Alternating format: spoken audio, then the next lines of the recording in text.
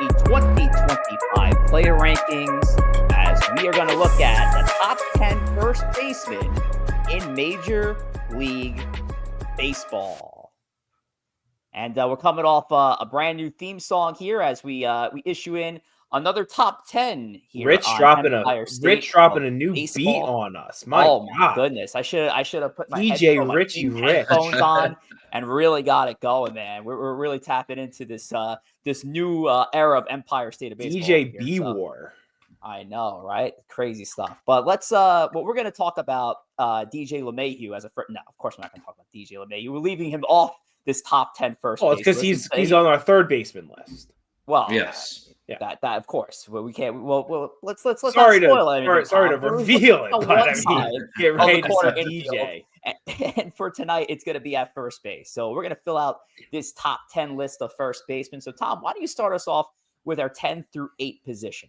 I would love to do that. Starting off at number 10, we have the Royals, Vinny Pasquantino. One thing you're going to notice about the three here, these were guys either that weren't ranked or kind of lowly ranked in our list last year. So Vinny Pasquantino is 10th on the list. Again, the kind of going with probably with the heart of the Royals offense, at least that's what they're hoping. Last year, about at 262, 19 homers, drove in 97 runs, OPS plus of 111. So doing his thing in a light hitting Royals lineup, but they're looking to see him jump up. And then if he jumps up, maybe he jumps up in our rankings next year. At number 9, we have the Red Sox, Tristan Casas. He is another guy who last year didn't have the greatest of counting stat numbers. He hit 241, 13 homers. He only drove in 32 runs, but had an OPS plus of 120. I know this was in limited action last year.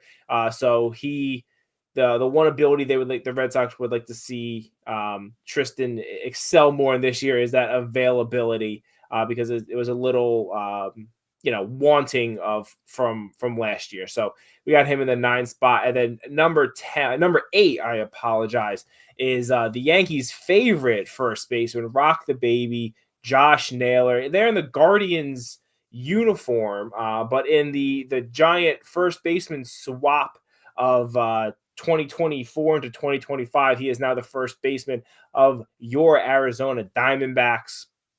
Definitely a heart and soul kind of guy. He plays with a lot of fire. Someone who you would think your team loves, but everyone else hates. Is kind of the way he acts. More solid numbers here. He didn't play all last year. Hit 31 homers, 108 RBIs, a 118 OPS plus. So kind of giving you that thump, driving in runs, which you want to see out of your first baseman. And that's what we got for our first 3 here. Vinny Pasquantino, one of the best nicknames in all of baseball, the Pasquatch, comes in at number 10, making his debut on our top 10 rankings here for ESB. This has been our 3rd year in a row of doing these rankings. And Pasquantino, if we're going to look at the advanced metrics over on Baseball Savant, which has easily become my favorite website now when it comes to baseball statistics, 96 percentile for Pasquantino on both whiff percentage and K percentage. This is a guy who does not go down swinging a lot. His squared up rate is at 92%. So Vinny Pasquantino beat red on a lot of these advanced metrics here. And somebody who was for a small amount of time was tossed around in trade rumors as a possibility to move. Kansas City is sticking with their left-handed hitting slugger in Vinny Pasquantino. Yeah, and I'll tell you what, with Tristan Casas, it's not so much what he could do on the field, but it's the off-the-field drama I want to highlight real quick. It's an interesting offseason for the Red Sox because on paper, what an offseason they had, just getting Alex Bregman now to play second base, and then there were some questions about the infield alignment. Well, you want to put Bregman at third, move Devers over to first base, and a lot of comments coming out of Red Sox camp, from Casas included, being pretty firm and adamant that he's a first baseman, Devers is third baseman, minor league players shouldn't be up right now. Very weird situation in Boston. Because again, on paper, phenomenal offseason, but I don't know what's going on with that locker room. It's a very weird start to spring for them. which is also going to create a very awkward situation for us when we have to do some further rankings of the infield. But yes, so Pasquantino, Cassis, and Naylor kick off our top 10 list. But let's move down to the 7, 6, and 5 position, and with that is Corey Babs. Yeah, so over there at the 7 spot for us is Yandy Diaz, and he's with the Rays. Missed a little bit of time last year. Was hurt. But when he came back, he was pretty productive for that team. So looking for Yandy to stay healthy the whole year, and he'll be an important part for that lineup. In the the 6th spot, Christian Walker, big free agent signing this year. One of the more coveted free agents from a power standpoint. Guy plays a great, phenomenal first base too. So he was a nice, intriguing piece. Will be a big part of that lineup. And then finally, in the 5th spot this year, no change, same spot as last year, is Mr. Pete Alonso. Pretty much a no-doubter in my mind. I thought he was going to be back with the Mets. I didn't think any other spot made sense, especially hearing a lot of the conflicting stories throughout the offseason. But anyway, he's back home and ended up re-signing right as the time we were about to release rankings. So he had to redo a little bit of a shuffle because we temporarily had Vientos first base at that moment in time. But Pete Alonso, again, back in New York, and his numbers, granted, have started to dip a little bit. You've seen his OPS continue to trickle down since 2022 when he had a phenomenal OPS. He also had his lowest home runs of a full season, excluding the COVID 2020 season. Lowest RBI total, again, excluding the COVID 2020 season. But regardless, even though he does have those stretches where he might have a week only hitting 100, he could hit a home run at any given time. You saw it in the most important scenario for the Mets in the wild card round elimination game, hitting the go-ahead shot that ultimately won them that series. Moral of the story is that Mets lineup is significantly better with the thumper Pete Alonso in the middle of that order. Yeah, and I want to touch a little bit on Yandy Diaz, Yandy, tomato, Diaz. Yandy. The rare leadoff hitting first baseman for the Tampa Bay Rays. His OBP did dip last year to 341. It was over 400 in 2022 and 2023. I think some of that has to do with the Rays just kind of overall stinking. And, when your whole offense and your team's kind of going down, it's, you're not going to get as many pitches. You're not going to be able to get on base as easily as he was when he had a better lineup around him. But he's still a very good player, a little bit of a below average defender, but the metrics on first baseman are always very weird. Good hitter, gets on base, 33 years old. So he's a guy who's, probably right at the end part of that prime that he's going to be in, and someone that the Rays are definitely counting on this year, but someone who probably, this might be the highest we'll see him on this list. You would think as age kind of, catches up to him, he'll work his way down. He also was one of the hot targets for Yankee rumors this offseason to play first base before the Goldschmidt signing obviously didn't happen, but still a very quality player. Yeah, I had to do my best impersonation of Kevin Cruz over at NYU with the Yandy Diaz. So Yandy Diaz in that position. But I'll talk about Christian Walker here, the newest signee for the Houston Astros, who penned that 3-year, $60 million deal. And Christian Walker coming off his third consecutive Gold Glove at first base in the National League. So the defensive metrics definitely play to his number 6 position, but the offense is certainly there as well. We were going through this, Corey was cutting through the slash line. 803 OPS was the 4th best among qualified first basemen in all of baseball last year.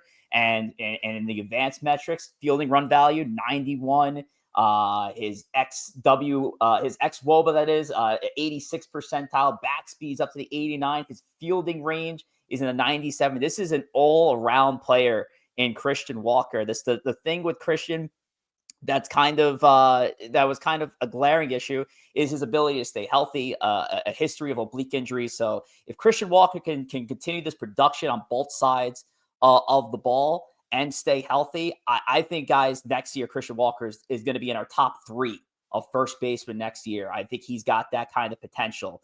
So Walker's in at our number 6 spot. I don't see how that's Oh, possible. I don't know how he's cracking the top 3 with some of the guys he I'm has above him, and telling he's you, going to be on the he's decline. got he's In got some what world is heavy he hitters. topping I mean, Well, the 4 guys ahead of him are much better players than him. Well, Thomas, thank you for that segue because we're going to get into 3 of those top 4 first basemen that are on our 2025 rankings list. So let's reveal them. And these are some heavy hitters to say the least. In our number 4 position, who dropped from 1 spot, he was 3 last year, he's 4 this year. That's the Atlanta Braves left-handed hitting slugger, Matt Olson. And for Matt Olson in the 2024 campaign, he had 247, 333, 457 with a 790 OPS. Homered 29 times, which came down significantly from the 54 home runs he hit previously in 2023. So he is at the number 4 spot. Then we go to Vladimir Guerrero Jr., who's been the talk of the town lately because we just actually recorded this episode after it came through that Vladimir Guerrero was not going to sign his extension with Toronto prior to this season beginning. So Vladimir Guerrero has all the intention to become a free agent at the end of the 2025 season. So Vladimir Guerrero is set to have a big season. He went up from 4 to 3, literally swapping with Matt Olson from where he was ranked in 2024. So Guerrero is in our number 3 spot.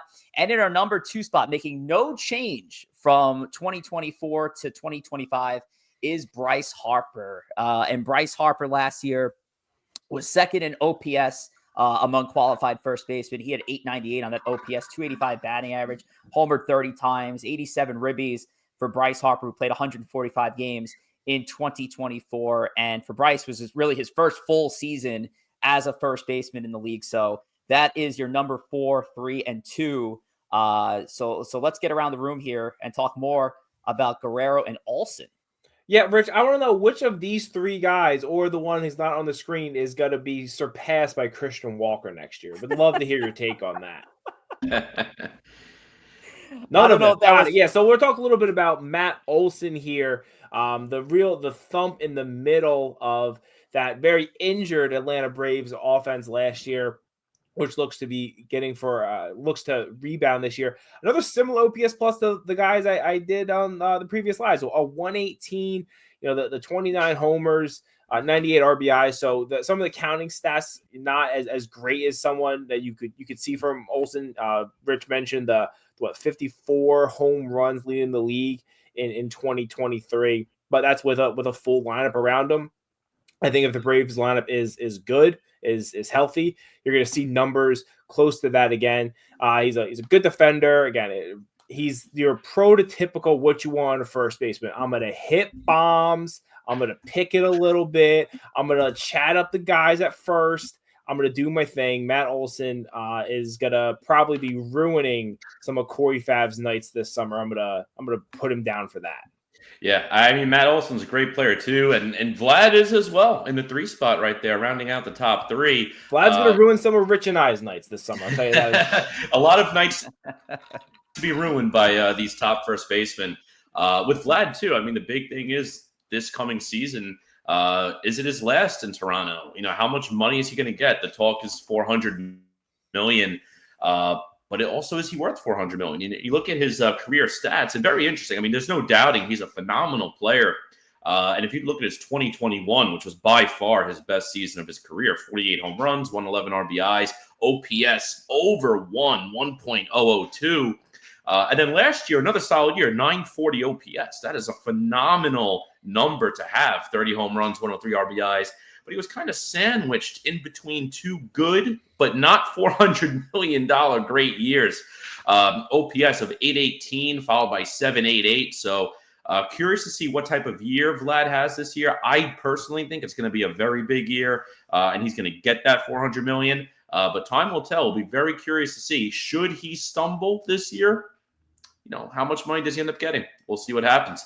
But regardless, it's going to be very, very hard for any of these players to top our number 1 on the list. And you want to talk about model of consistency. Outside of maybe Yankee fans in the World Series last year, nobody could say a bad word about Freddie Freeman. I mean, I had some bad words to say about this I man. had a lot of bad words to say about Freddie Freeman. Oh, yeah. Oh. I mean, Freddie Freeman, just a great guy, great consistent player. You don't see the power numbers like some of these other guys. He never had those 40-plus home run seasons. I think he had 38 once as his highest, but other than that, he's typically in the mid-20s or so, 22 last year, OPS of 854. But he's a consistent all-star, consistent performer in that lineup. He's like a doubles machine, and you look at those postseason stats. I mean, he went absolutely ham. 4 home runs, 12 RBIs in that World Series matchup last year. So this one is all about consistency, consistent success. Freddie Freeman at the top spot. I got one thing to say about Freddie Freeman. Rich, put his picture back up there for me, please, if you will. It's kind of like the FedEx logo. You will not unsee it. Freddie Freeman wears his pants. I swear to God, he wears his pants to the middle of his ribcage. They are so high. It looks ridiculous. It doesn't look as bad in that picture, but I want you to take a look this season where Freddie Freeman's belt is. It's at grandpa levels. It's like above his belly button. That's all I gotta say. That's some hard cut. That is some hardcore That's analysis right That's there. not only analysis by Tom ESB. Oswald. You're not going to get. I will say this. Yeah, and OPS plus, and he plays good defense. listen, Look where the belt is. I can go through all the numbers that we can, but honestly, one that I think is pretty impressive is that Freddie Freeman, as far as I know, and I believe this remains true. You know what? I'm going to hold to it. This is definitely true. So we did these rankings in 2023. He is now the only player to top the number 1 spot in the 3 years that we've been doing this ranking. Freddie Freeman was number 1 in 23. He was number 1 in 24. He was number 1 in 2025. He is the epitome of a model of consistency. Freddie Freeman, with ease, is our number 1 first baseman once again. And maybe Thomas, just maybe you're on it that Christian Walker will probably not get into the top 3 next year. Was Judge not the top outfielder every year? Did Corey and Joe screw it up by putting Acuna higher than him one year? I would have to look. I would have to look. The year but as of right now, 60. because we aren't at the outfielders yet, and I don't know who's going to top the outfielders. But right now, the one guarantee I'll tell you who's going to top the outfielders 3 years in a row is the number 1 first baseman according to Empire State of Baseball. But that's it, ladies and gentlemen. There is your top 10 list for first baseman heading into the 2025 season. Pasquantino, Cassis, Naylor, Diaz, Walker, Alonso, Olsen, Guerrero, Harper, and Freeman. Freddie Freeman 3 years in a row, number 1 first baseman in all of baseball. We'll see you for the next player rankings. Make sure to like and subscribe and take